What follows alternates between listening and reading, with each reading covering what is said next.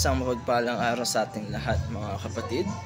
Ako muli si Adrian Bernales ng Batch 3 at ito ang aking daily devotion. At ngayong araw ay pag-uusapan natin ay kung ano ang exegesis. At ang Bible verse natin o scripture natin ngayong araw ay 2 Timothy chapter 2 verse 15.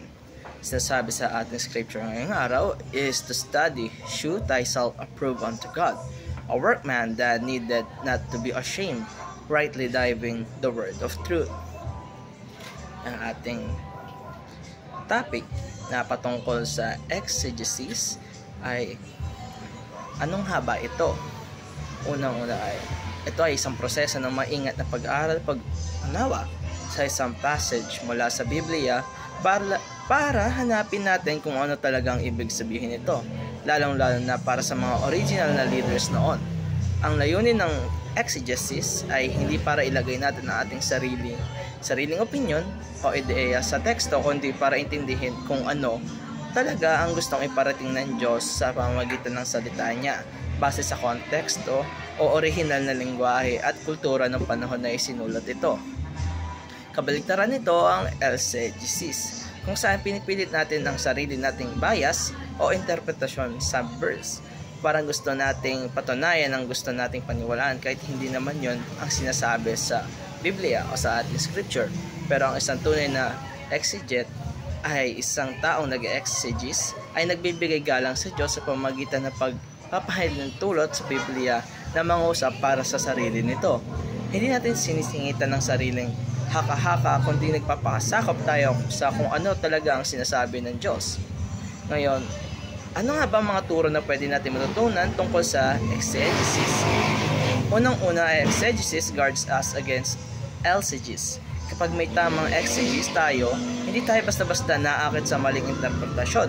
Hindi tayo agad nadadala sa mga pauso o popular opinions na hindi align sa Word of God. Pinoprotektahan tayo nito laban sa mga maling turo at mga pagkakamaling interpretasyon ng Scripture. Kalaway, exegesis guides us to what the Bible teaches. Kung gusto natin malaman ang katotohanan kung ano ba talaga ang gusto ng Diyos para sa atin, ay kailangan nating mag-exegesis. Hindi sapat ang ating nararamdaman, assumptions o second-hand info.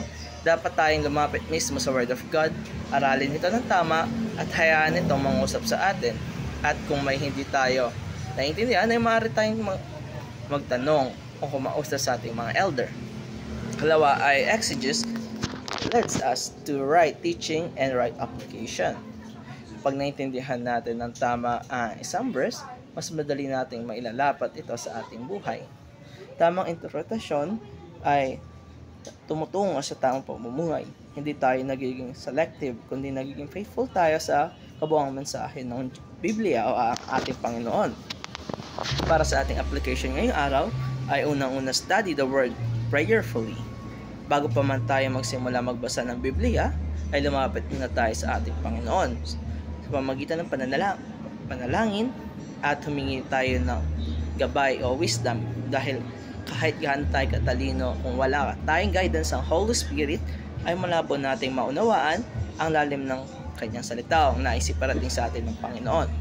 Kalawa ay seek to understand Scripture exegetically. Ibig sabihin nito mga kapatid ay huwag agad-agad tayo basta i-apply ng verse sa ating sarili. Tignan muna natin kung sino ba ang kausap natin dito, ano ang nangyari noong panahon na yon, at ano ang context ng buong chapter. Saka natin ito makita kung paano ito pwedeng maging relevant sa atin ngayon. Panghuli ay submit your opinions to God's truth. Sa ating mga paniniwala, may mga gusto tayo na paniwalaan, pero kung hindi ito align sa word ni God, kailangan nating maging humble o mapagkumbaba. Hindi na natin dapat baguhin ang Biblia para umayon sa gusto natin. Dapat tayo ang magbago, tayo ang mag-adjust ayon sa katotohanan ng Panginoon. Kung kaya mga kapatid, dito nagtatapos ang aking daily devotion. Maraming salamat sa panonood.